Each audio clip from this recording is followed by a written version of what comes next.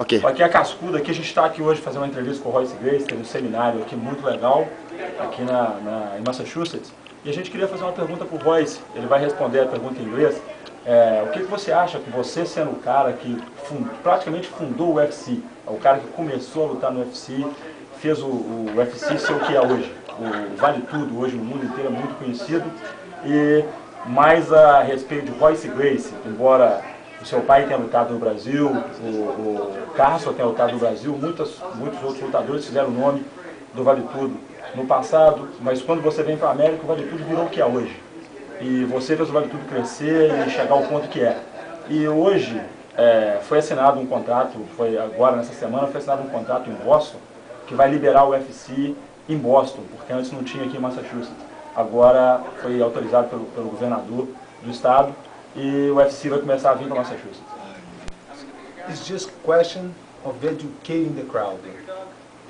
So when it's illegal, I mean, from the beginning it was only allowed to be like in 3 states because they didn't have the boxing commission. But it's just a question of educating the crowd. So the boxing commission got involved, put some rules, okay, and okay the whole thing all over the United States. So now it's pretty much just, it's not just coming to Boston, but it's going all over the world now. It's just question educating the crowd. It's not a violent, it's a sport like any other sport. So, well, but the guys are punching, hitting each other. Race car drivers, they crash every year. So that means it's a violent sport? No. It's a sport. It's still a sport. It's still soccer. Kids break their legs every year playing soccer. And we're the world champions. Come on. We're the best, man. But kids break their arms and legs every year playing soccer. So that means soccer is a violent sport. Let's ban soccer? No. It's just a question of educating the crowd. The accidents are going to happen. Most of the fights are in a controlled environment. The referee can stop the fight, the cornerman can stop the fight, the fighters can stop the fight, the doctor can stop the fight. So there's a lot of people controlling that. Also, Royce, just one question for Jiu-Jitsu. Like your family make the whole thing in Brazil, like change the whole Jiu-Jitsu in Brazil and also all over the world. Why you see Jiu-Jitsu now growing so fast and that's the thing like your family create in Brazil? How you see that now, like in nowadays? My father learned by watching, and then my uncle was the one that learned from the Japanese. So my father couldn't do it because he was very small. What he did, he added leverage into the moves, and by adding leverage into the moves, made it easier so a smaller person can do it. So he didn't invent a new martial art. He developed an easy way so the smaller person can defeat a bigger man. Now, based on that, they start to challenge to prove that their style worked. So they start to challenge people all over different styles of martial arts. And that's how the UFC came along once we came to America. But it's a self-defense style. Just a last question.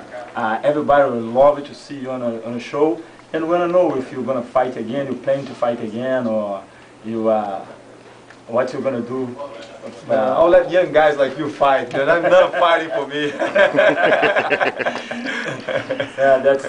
That was very nice to see you over here. And, I used to watch UFC in Brazil when you began when to you were fight. a little kid, I loved makes me feel old now. Thanks a lot. I love to see when you fought in UFC. And also last night I watched some video on YouTube for the UFC 1. So it was very nice to see you. When those raw, no gloves, no time limit, no weight division.